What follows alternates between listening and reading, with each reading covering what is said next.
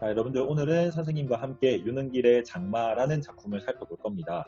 우리 지난 시간에는 서사갈래의 기본 개념과 그다음 유능길의 장마라는 작품의 전체 줄거리에 대해서 살펴봤었는데 오늘은 그 개념들을 바탕으로 교과서에 수록된 그 작품을 조금 더 구체적으로 살펴보는 그런 시간을 가지도록 하겠습니다.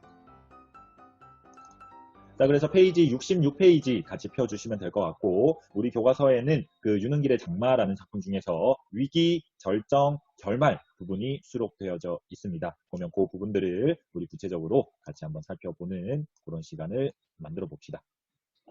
자, 첫 번째 실린 부분은 위기 두 번째 부분이고, 요 위기 두 번째 부분에는 할머니와 가족들이 삼촌을 기다리는 그런 장면들이 실려져 있습니다. 우리 그 할머니가 점쟁이한테서 점지를 받았었죠.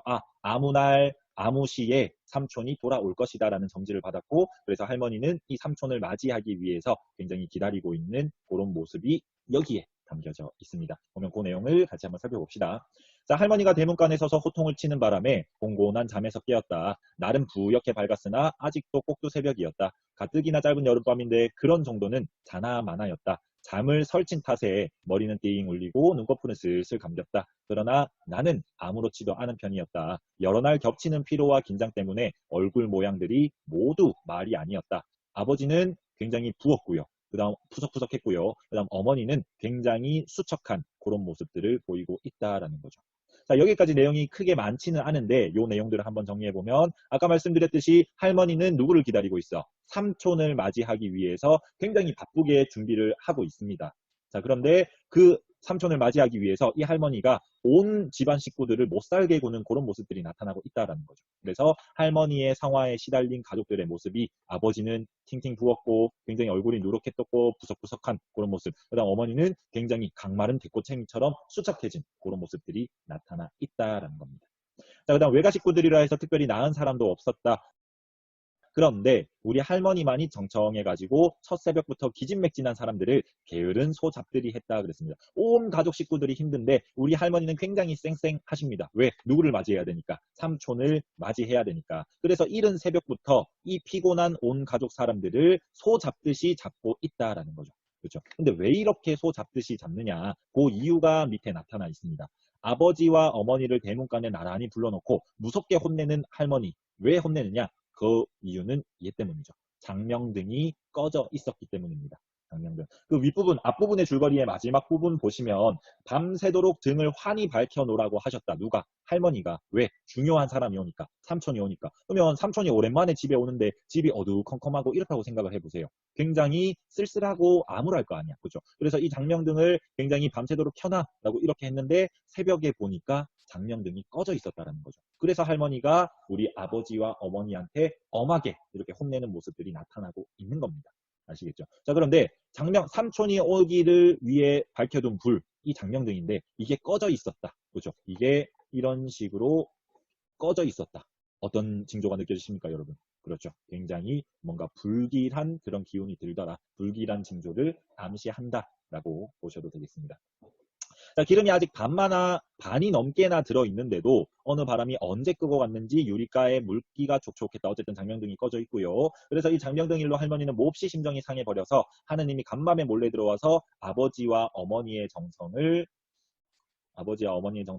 시험하고 간 그런 증거로 삼아 버렸다라는 거죠. 그 말이 뭐냐면 너희 정성이 부족해서 이런 일이 일어나 버렸다라고 이렇게 굉장히 화를 내신다라고 보시면 되겠습니다. 자, 그래서 할머니의 노여움은 여기서 그치지 않고 그것 한 가지만으로도 하나밖에 없는 동생 그리고 시동생 역시나 뭐 같은 의미입니다. 그 삼촌을 의미한다라고 보시면 되겠죠. 그 하나밖에 없는 동생 그다음 시동생을 끝까지 돌봐줄 의사가 있는지 없는지 알 수 있다면서 정성의 기미가 보일 때까지 광과 장롱의 열쇠를 당신이 직접 관리하겠다고 선언해 버렸다라고 이렇게 표현을 하고 있습니다.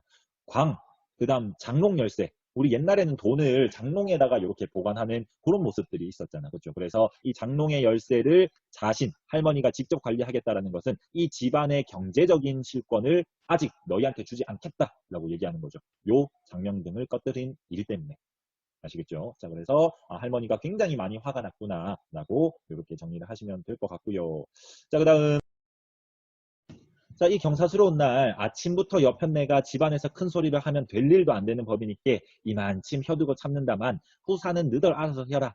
나는 손가락 하나 까딱 감고 뒤쪽에서 구경만 하고 있을란다. 라고 이렇게 얘기를 합니다. 그러면 이게 지금 할머니의 대사인 거는 아시겠죠? 그렇죠? 근데 이 대사를 한번 살펴보면 굉장히 불만에 차 있습니다. 할머니가. 왜? 장명등을 꺼뜨렸기 때문이죠. 그럼 이 내용을 한번 살펴보면 아침부터 옛날에는 그 암탉의 소리가 담장을 넘으면 집안이 망한다 그래서 굉장히 남존여비 사상이 강했잖아. 자, 그래서 아침부터 여자가 이렇게 시끄럽게 떠들면 집안에 될 일도 안 된다. 그래서 내가 참겠다라고 하지만 그 다음 일들은 나는 손가락 하나 까딱 안 할 거야. 너희 알아서 준비해. 라고 이렇게 얘기를 한다라는 거죠. 그렇죠? 그러면 요 내용의 겉으로 드러나는 의미는 나는 지금부터 아무 일도 관여 안 할 거야. 무관심하겠다라고 얘기하는 거지만 그 속에 숨은 의미는 뭡니까? 가족들의 행동을 관리 감독하겠다는 거죠. 너희가 얼마나 정성껏 준비하는지 내가 살펴볼 거야. 긴장해. 라고 이렇게 말하는 내용입니다. 그래서 표면적인 의미와 이면적인 의미가 조금 다르게 나타나고 있다라는 거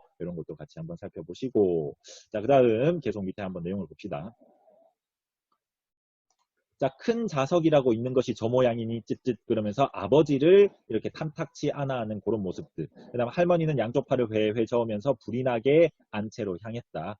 자, 지질이 복도 못하고 난 년이지 나만침 아들 며느리 복도 없는 년도 드물 것이요. 역시나 할머니의 대사입니다. 그렇죠? 근데 이게 언뜻 보면 단순한 북백 같지만 할머니 혼자 하는 얘기처럼 보이지만 온 가족이 들으라고 이렇게 큰 소리로 얘기하는 겁니다. 그래서 너 아유 난 지질이 복도 없는 년이지 아우 나만큼 아들 며느리 복도 없는 년도 드물 것이야 라고 하면 그 말을 들은 아버지와 어머니는 또 마음이 괭해지는 그런 모습들이 나타나고 있다는 거죠. 그렇죠? 그래서 단순한 독백이 아니라 가족들을 질책하는 그런 대사다라고 보시면 되겠고 자 사랑채 앞을 지나면서 할머니는 또 혼잣말을 합니다. 말이 혼잣말이지 실상은 이웃에까지 들릴 고함에 가까운 소리였다. 사랑채 외할머니가 지내고 있습니다. 그런데 지금은 이 외할머니와 친할머니가 사이가 좋지 않은 상태죠. 그렇죠? 그러면서 이 외할머니가 지내는 곳에서 이런 대사를 또 쳤다라는 거죠. 그렇죠? 그래서 외할머니에 대한 어떤 반감도 드러내고 있다. 외할머니에 대한 어떤 미운 감정 이런 것들도 살펴볼 수 있다라고 보시면 되겠습니다. 자, 그다음 할머니는 정말로 손가락도 까딱하지 않았다. 손가락 한 개도 까딱하지 않았다. 방문을 꽝 닫고 들어앉은 후로 밖에서 일어나는 일이 죽을 끓이든 밥이 끓이든 전혀 상관하지 않았다. 그런 대신에 공창에 달린 작은 유리 너머로 늘 마당을 뭐하면서 감시하면서 일일이 못마땅한 표정을 지어 보였다. 어떤 느낌인지 알겠죠? 아까 한 말처럼 할머니 밖에도 나오지 않아. 정말 하나도 안 도와줘. 하나 손가락도 까딱 안 하는데 이렇게 창문에서 지켜보면서 우리 마당에서 뭐 하나 이렇게 다 감시를 하고 있다는 거죠. 그죠? 자, 그다음 우리는 수대로 하나씩 빗자루나 연장 같은 걸 들고 나와 감시의 눈초리를 뒤통수에 느껴가면서 마당도 쓸고 마루도 닦고 집안의 거미줄도 걷었다. 다 누구를 맞이하기 위해서 삼촌을 맞이하기 위한 작업들입니다. 그렇죠? 자, 그다음 고모도 나오고 이모까지 합세하여 모두들 바삐 움직인 보람이 있어 장마로 어지럽혀진 집안이 말끔히 청소되었다. 이모와 고모는 어머니를 도우러 부엌에 들어갔고 나는 아버지와 함께 대문 마당에 이르는 소로와 그 다음 텃밭 사이에 깊은 도랑을 내어서 물기를 빼느라고 식전부터 구순땀이 흘렸다 그랬습니다. 그죠? 그러면 요 내용을 한번 정리를 해보자면 우리는 할머니의 감시를 받으면서 삼촌을 맞을 준비를 하고 있다라는 거죠. 요까지가 위기 두 번째의 내용입니다. 내용. 자, 그러면 아까 중요한 부분을 같이 한번 정리해 보도록 하겠습니다. 요 부분을 한번 보시면 자, 장명등의 상징적인 의미와 역할이 나와 있습니다. 장명등, 그 삼촌을 맞이하는 그 등입니다. 근데 그게 꺼졌다 그랬잖아. 그래서 장명등의 상징적인 의미는 아들이 돌아오기를 고대하며 할머니가 켜놓은 등불이야. 자, 그래서 이 등불이 의미하는 바는 삼촌을 기다리는 할머니의 애정과 정성입니다. 그렇죠? 얘가 등불이 가지는 의미는 애정과 정성이야. 그런데 이 장명등이 꺼졌단 말이야. 그렇죠? 그러면 아까 말했듯이 삼촌에 대한 애정과 정성인데 이게 꺼졌다라는 것은 삼촌의 목숨, 생환에 어떤 문제가 있음을 암시하는 그런 불길한 징조다라고 볼 수 있는 거겠죠. 삼촌의 생환에 문제가 있음을 암시하는 불길한 징조다라고 장명등은 이런 의미를 지니고 있다라고 보시면 되겠고, 자, 그 다음 옆에 날개 문제 한번 풀어봅시다. 날개 문제. 할머니가 자신을 복이 없다면서 혼잣말을 한 이유가 뭐겠습니까? 장명등을 꺼뜨렸잖아. 누가? 어머니와 아버지가. 그래서 너희는 정성이 없어. 내가 그토록 삼촌을 기다리는데 그 불 하나 제대로 못 켜놨어? 라고 하면서 그들을 질책하기 위해서 혼잣말을 했다라고 보시면 되겠죠. 어머니와 아버지를 질책하기 위한 그런 대사다라고 이해를 하시면 되고, 자, 그 다음 청소로 말끔해진 그 집안의 의미 한번 봅시다. 장마로 인해서 비가 계속 왔단 말이야. 이 소설의 공간적 배경, 시간적 배경 보시면 그 장마야, 여름철에 억수같이 내리는 비가 계속 와서 암울한 분위기를 형성하고 있다는 겁니다. 어쨌든 그 장마 때문에 이 집안이 더럽혀져 있는데 이거를 온 집안 식구들, 외가 식구와 그 다음 친가 식구 모두가 쓸고 닦아서 말끔해졌단 말이에요. 그렇죠? 그러면 이런 내용을 봤을 때 가족애, 좀 더 넓게 보면 민족애죠. 민족애. 그죠? 우리 민족의 애로 민족의 상처가 이렇게 치유될 수 있다. 깨끗해지는 요 집안처럼 우리의 이런 상처들이, 전쟁으로 인한 상처들이 치유될 수 있다는 그런 가능성을 시사한다라고 보시면 되겠습니다. 그렇죠. 그래서 이렇게 위기 두 번째 내용은 이런 내용을 지니고 있다라는 거 보시고, 선생님이 빠르게 이렇게 설명을 하면서 진도를 나갔지만 여러분들은 필요한 부분을 일시정지해 가시면서 교과서에 꼼꼼히 필기를 해 가시면서 이렇게 진도를 나가시면 되겠습니다. 그래서 이러한 방식으로 우리는 위기, 절정, 결말까지 교과서에 수록된 부분을 같이 살펴보도록 하겠습니다. 아시겠죠? 그럼 위기 두 번째는 여기까지입니다. 여러분들 화이팅!